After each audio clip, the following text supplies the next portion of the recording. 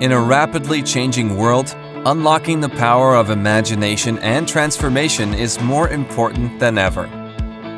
This year's Metro Vancouver Zero Waste Conference brought together business leaders, community innovators, and policymakers, a collective of minds who understand the value of a circular economy and consider waste a resource. What was once considered impossible is now becoming possible. Just think back a decade. Where were we a decade ago? And the technology that's happened in waste prevention, waste recycling, and I think the biggest change is just the way we think. And one thing I'm learning from this conference is the innovation. Seeing opportunity in the unlikely is where imagination takes flight. This innovative duo created the first vegan leather product in Mexico made from cactus.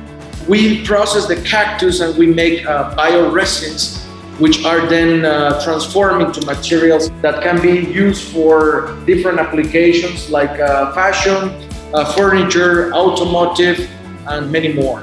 When imagining a world without waste, it's important to look at how we can change our daily habits on a global scale. The Zero Waste Conference highlighted leaders addressing food packaging. I've built essentially a reuse system to enable us to have the convenience of single use, but a much more sustainable product. And we use only half the amount of carbon that single-use packaging does.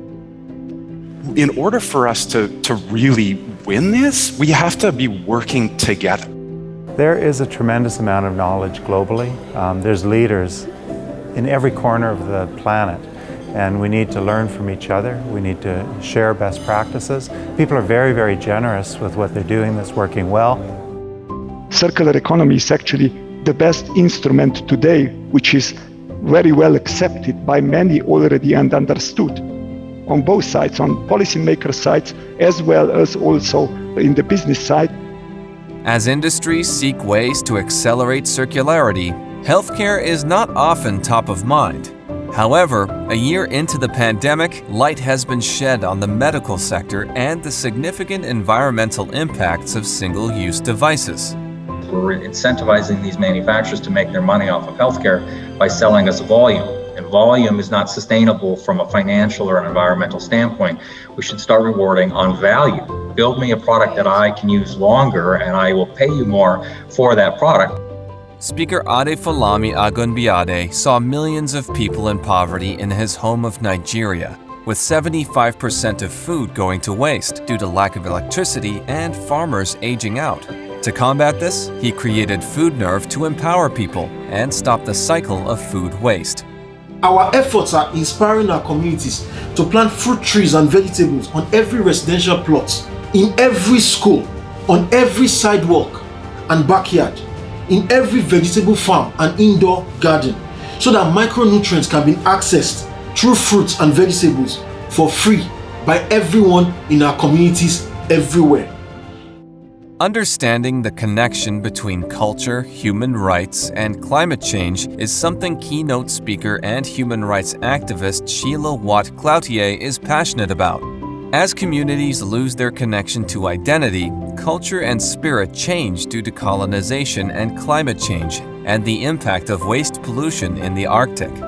We are trying to humanize the issues of all of these toxins that end up in our food chain and climate change, because the world has come to know more about the wildlife of the Arctic than its people. And so to try to put the human face to these issues is a very daunting task indeed. Astro-biofuturist Billy Allman explores solutions through nature and how we can adapt and embrace change, just like the creatures that are constantly hit by the waves along the tidal zone. This place that we are all in right now, the intertidal zone that is life, I just want to remind you, it's not about getting to the next phase. It's about remembering that you are able to survive the cycle of life. You cannot go on unless you have hope, unless you're optimistic about your future. If you're in despair, you just lose that momentum. So yes, we can see that there's a solution to this. Futurist and keynote speaker Gerd Leonard spoke of the tools needed to help carve a better future for society. It's entirely possible that we have a great future, a kind of nirvana, if you wish, right? A kind of really powerful future where we all get to live longer and more collectively. We're at a moment where the need for creative thinking, for innovation, and for recognizing the important role of design is really paramount. So we think about this moment as a design challenge. We can build a better and cleaner country for our kids and grandkids. So let's tackle these challenges together. Now more than ever, it's important to start these conversations and create solutions that combine economic opportunity with benefits to wider society and the environment. Join us in 2022 for the 12th Annual Zero Waste Conference.